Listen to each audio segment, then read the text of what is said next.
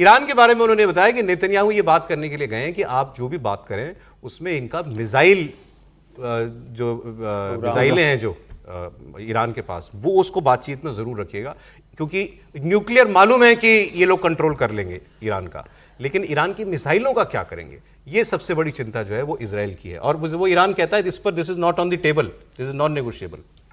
Non negotiable हो, लेकिन Trump साहब को भी समझ आ गई, हम लोग लगातार बात कर रहे हैं, हम रोज़ इंतजार करते हैं कि ट्रंप साहब वहाँ पर कोई हमला कर देंगे।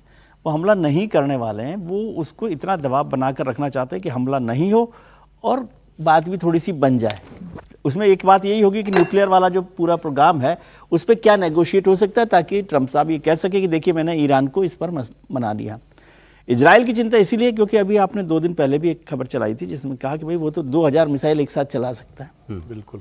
तो फिर सबकी हालत, मतलब उस पर मुश्किल काम है ना, कि इसलिए वो नेतन्याहू कल पहुंचे और लंबी बातचीत उनकी हुई है ट्रंप से इसको लेकर, और उस पर इसी बात को चर्चा होती रही। क्योंकि यदि हमला हो गया, मान लीजिए कई बार होता है ना कि अभी तक लग रहा है कि ऐसा नहीं होगा, लेकिन आप कब तक पुश करेंगे और कहीं से वो बात चली गई तो बड़ा मुश्किल हो जाएगा। और आप क्यों कह रहे हैं कि हमला नहीं करेगा, ये क्यों कह रहे हैं आप? उसने पिछली बारी बातचीत पहले की थी लेकिन फिर हमला किया था। नहीं, मुझे अभी नहीं लग रहा कि वो हमला करेंगे, मतलब कोई बात ऐसी टूट जाए या कुछ ऐसा हो जाए तब हो सकता है, लेकिन आखिरी वक्त तक ट्रंप कोशिश करेंगे कि ईरान पर हमला हो। नहीं सर, वो प्लॉट साइज पे अगर थोड़ा सा सहमति, लेकिन हमास को इसमें बड़ा मौका मिल गया। हमास को गाजा से पाकिस्तान और बांग्लादेश शिफ्ट होने के लिए एक अवसर मिल गया।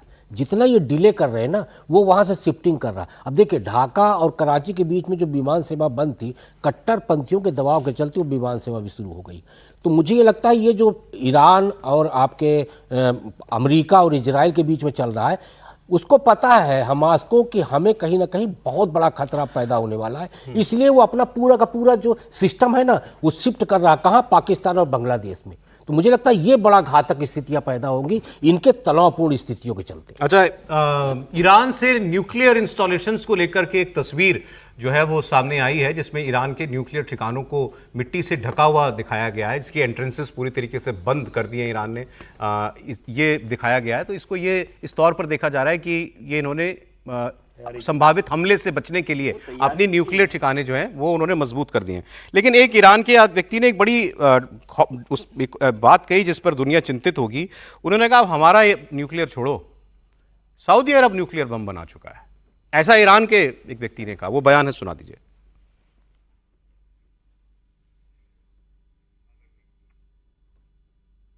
Iran be willing to consider a reduction of its association with allies that are antagonistic to Israel based on Mr. Netanyahu's request? And will Iran be in any way willing to minimize or diminish its ballistic missile capability? Those are things not related to our nuclear program at all. Off the record. And we only negotiate about our nuclear program with the US. Off the table. Those very information about this and intelligence that Saudi Arabia at this time they have a nuclear bomb and activities the United States know very well. We have a lot of